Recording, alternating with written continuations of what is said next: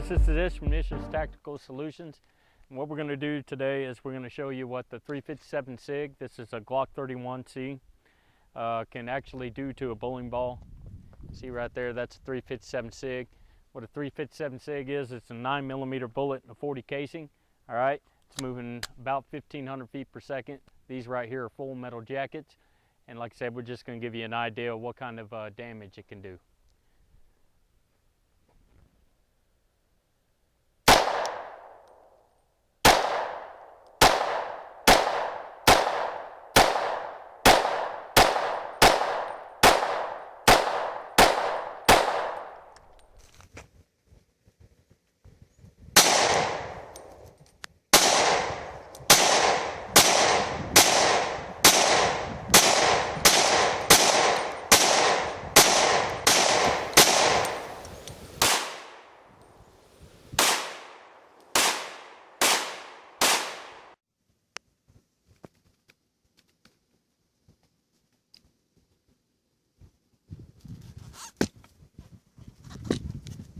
There's the exits.